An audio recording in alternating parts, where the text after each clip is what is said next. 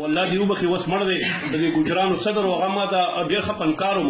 نظر ماما دې نوم ما ته ویې اقباله مړه د ګجرانو د ګجرو یو سندره ولیکه ماما ماله خو ګجرو مجرو زه راځي مړه ګجرو ګرانه خو نه ده خو پښتو وایه وروسته پکې هې وایه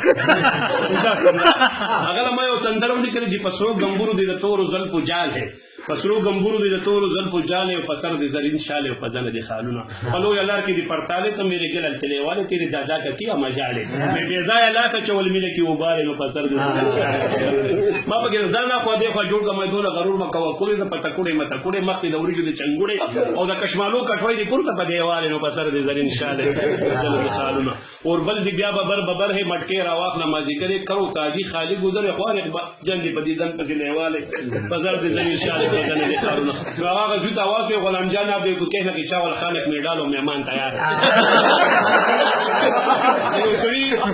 یو سړي تکه توره ښځه وه هغې به په مخه د خاوند د خوشحالېدو دپاره مختلفې جامې اغوستې یو ورځ یې تکې زیړې جامې اغوستې وي او د خاوند ته ویل چې خاوند وګوره که نه په دې جامو پرې سوټ کې درته څنګه ښکاره به یې داسې ښکاري چې لکه میخه چې په شړشمو کې ولاړ پخواني شاعران اشمي صاحب هم دی پخوا خو ډېر شاعران وو د یو بل سره به دا وایي اوس خو شاعران د یو بل ډېر عزت کوي په دې لنډي په دې سیند کې یو دوه شاعران وو یو لاندې په سیند کې اودس کو د بل په سیکل سور دی به یې لیدلی وو یا به یې د قارېدو دپاره اواز کړی وو وي په سیند کې لام به د لنډي و چې بهر دی وګنډي نقص دی ورته وي هغه ورته په جمې ګوراکوشي چې پنجاب یې ومنډي زه نظمونه ویم یو بل هغه ځای نه شاعر را روان شو د هغه ځای نه کلي یو اته کسان ملګري به ورسره نو شعرونه به ما زما نه یریږي خو زه د شعرونه به ته ویم چې را یادوم به درته چې یار بسنګ خفه شي پر یوړو مې عادت کړی دی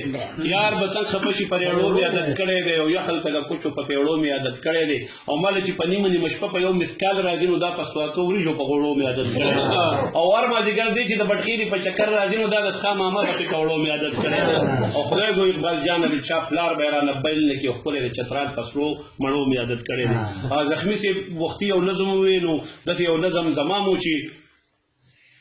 د لرې نه راتله به خپل وطن ته مسافر د لرې نه راتله به خپل وطن ته مسافر و پخوا چې به اختر و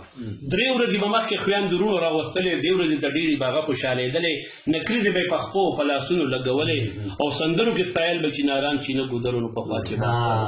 د کلي به بڼونو کې به بل شان خوشحالی وي د پیغلو په دې ورځ به د یو بل سره سیالی وي تمبلونه غږول به یې خوشحالی وي واړه به باندې چک به زنګېده تر مازدیګرونو پخوا چې به اختر و او چې خلک به جومات نه د لمانځه نه رابهر شو یو بل سره اختر مبارکۍ باندې بسر شو بیا به د حجرې په طرف ټول ور برابر شو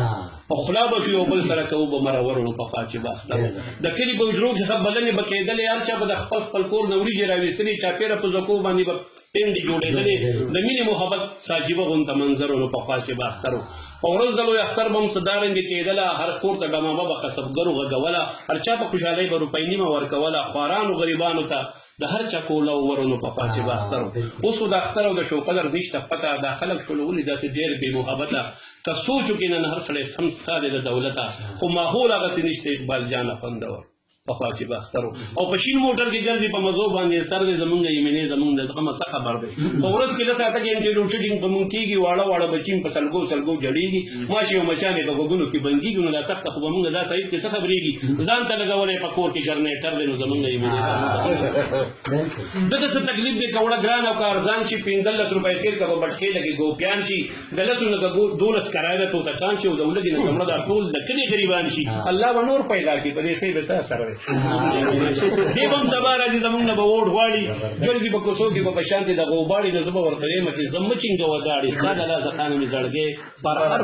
دی او زمونږ یمینې زمونږ د غمه څه خبر دی اوس ما یو ګانه لیکلي وه چې دا کلي پسې چانکه نازولې جینۍ ګوره نو مورې ماله زما شان ښکلې جینۍ ګوره او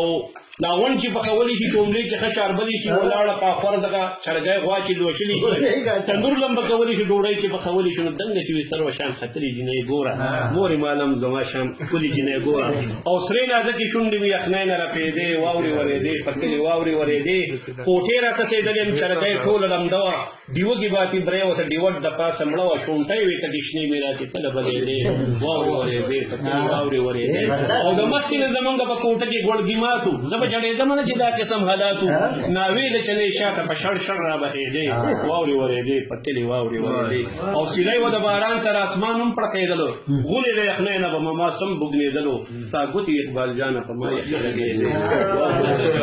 پتلې واورې ورېدې او بله سندره خو به تاسو اورېدي چې د ډېره غمه مې دغه په سوکه دړلی او ما خوب لیدلی خدای مته ښکلی یار مې مړ او یو بل چې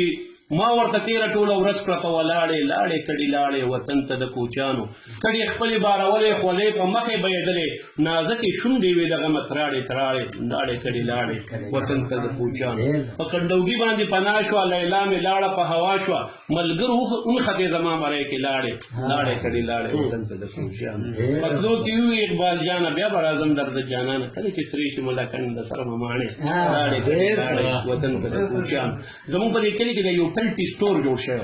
دی یو ټلټي سټور دا په راموړه کې خلکو بوته یو څو لوټې سټور وي څو په اته لوټې پکې پراته دلته کې یو څو لوټې سټور راغلی هغې باندې ما یو نقل لیکلی چې غوړي پکې خرڅېدل نو غوړي لږ ارزان و یو بوډۍ به دې لار راځي تپوس کوي وي بچي یو تپوس کوم بچي یو تپوس کوم دلته دا څه شور دی هغه وایي ابۍ ځان چې خبر ترې نه کړي دا یو ټلټي سټور دی هغه وایي دا سټور به کې داسې ته وایي چې خلک پرې ورغونډې په شان لګې بینمه چو په دې باندې را پنډې درې قطاره جوړ دي دوه اوږده دي یو لنډ دی یو غټ سړی مې ولیدو د بل په اوږو سور دی نو هغوی او دی ابۍ دا په یو بل باندې سواره چې دا سړي دي مخونه یې په دلو باندې وګوره سړي دي 15 روپۍ د بل ځای نه ارزان دلته غوړي دي نو ځکه لګولی پسې هر یو سړي زور دی ابۍ وایي یو 15 روپۍ د پیس کې د پلاني زه به دا واله یوه لوټه دې ما دپاره هم زویه راواله بیا به پسې خپل نوسي راولېږم سبا له واپس کور ته وتلی نه شم ډېر لرې زما کور دی او ابۍ ځان چې خبر کې لګي او ابۍ دا اسان کار نه دی لانجې پکې پرېښېږي لوړې د باران په شان په دې خلکو ورېږي دا ګوره په دې یو کوډه کې سرې وینې بهېږي په دې د لاسه پروت مې هسپتال کې سکرور دی او ابۍ وایي چې نږدې ورله ته ورنه شي قربانو په داسې ارزانۍ د تندر پرېږدي د اسمانو د رزق واده کړي ده صوفانو بې ځایه انسانانو لګولی هسې زور دی نو ابۍ ځان چې خبر ترې نه کړي دا یو ټلټي سټور دی او په شپه تېرو نو یو سړی و چې هغه یو ووایي چې یاره زه چې د کلي کې تنګ شوي چې زه چې د بلې خلکو به لاړ شم امامتي به ونیسم او چې تللی دی او مخکې لګېدلی دی بس ډیوټي شروع شوي دی چا نه یې تپوس کړی چې نن د څه ورځ د جواب دی د جمعې نو په ده باندې خو ناوخته شوی دی خو زموږ ورور وایي فولک او چې وایي ته خو به اوس نه وایي خو یاره دې چې ختلی دی ګړی ته مخامخ ګورو مونږ ته سټین کوي په یوه نیمه بجه بس بیا ګړی ته ګورو چې هغه وایي داسې یو سړی و په خوش آوازۍ سره شروع کړو بیا په هغه لاره روان و یو غټ صندوق یې د برستلو ځای بیا مونږ ته یې چې ګوري یاره په هغې چابیان هم دي چې ده د جرنده کوډه کړې ده او سر یې تړولی دی وي په هغې کې بل صندوق پروت و مړه وایي هغه صندوق یې ته داسې راویسته او کېښودو وي چې د هغې جرنده ماته کړه او دې ګړۍ ته ګوري وي په هغې کې بل صندوق پروت و مړه وایي چې هغه بل صندوق یې مات کړي د هغې نه ورکوټ یې پکې نور صندوق پروت او بس چې هغه ټوله صندوق یې مات کړو په هغې کې بیا د هغې وایي چې هغه یې مات کړو مړه څه په شرمولو وي په هغې کې بیا دنده ټوله بس